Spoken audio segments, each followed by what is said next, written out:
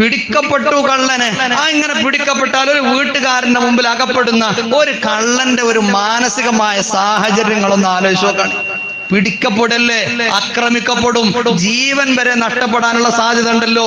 കാരണം വീട്ടുകാരനല്ലേ പിടിച്ചത്, ഞാൻ അയാളുടെ വീട്ടിൽ വന്ന് കളവ് നടത്തല്ലേ.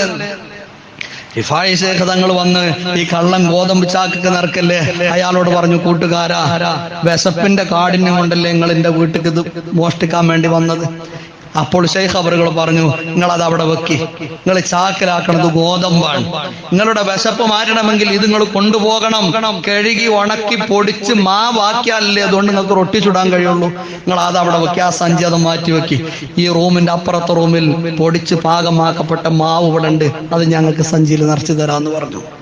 എന്നിട്ട് ആ ഗോതമ്പ് ഒഴിവാക്കിപ്പിച്ചു, അപ്പുറത്തെ റൂമുക്ക് കൊണ്ടുപോയി റിഫായി ശൈഖ് റളിയല്ലാഹു അൻഹു പൊടിച്ച് പാകമാക്കപ്പെട്ട മാവ് അയാളെ കീസിൽ നിറച്ചു കൊടുത്തു.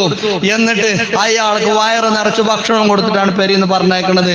പറഞ്ഞയച്ചൊന്ന് മാത്രല്ല, റിഫായി ശൈഖ് തങ്ങൾ അയാളെ കൂടെ പോയി എന്തിരുന്നറിയോ, അയാളോട് പറഞ്ഞു, നിങ്ങൾ ഒറ്റക്ക് പോകണ്ട, കാരണം നിങ്ങൾക്ക് പരിചയമില്ലാത്ത നാടാണല്ലോ, അതുകൊണ്ട് നിങ്ങൾക്ക് എന്തെങ്കിലുമൊക്കെ അപകടം പറ്റിയാല് ഇന്റെ നാടിന്റെ ബൗണ്ടറി കഴിയുന്നത് വരെ ഞങ്ങളെ കൂടെ പോരാന്ന് പറഞ്ഞിട്ട് നാടിന്റെ അതിർത്തി വരെ ആ കള്ളന്റെ കൂടെ നടന്ന് അയാളെ യാത്രയാക്കി ഷെയ്ഖ് അഹ്മദുൽ കബീർ റിഫാഴി.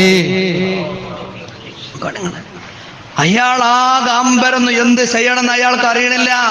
അയാള് വീട്ടിൽ പോയി തന്റെ വീട്ടുകാരോട് വിവരം പറഞ്ഞു. തൊട്ടടുത്ത ദിവസം കുടുംബസമേതം അയാൾ വന്നു ഷെയ്ഖ് അവരുടെ സമീപത്തേക്ക്.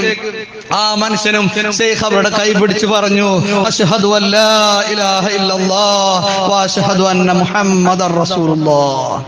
ഇങ്ങനെ ലോക ചരിത്രത്തിൽ തുല്യതയില്ലാത്ത റഹ്മത്തും കാരുണ്യവും മാത്രം ലോകത്തിന് സമ്മാനിച്ച ഒരു നേതാവ് നമ്മുടെ നേതാക്കന്മാരിൽ കഴിഞ്ഞു പോയിട്ടുണ്ട്, ഔലിയാക്കളുടെ നേതാക്കന്മാരിൽ കഴിഞ്ഞു പോയിട്ടുണ്ട്.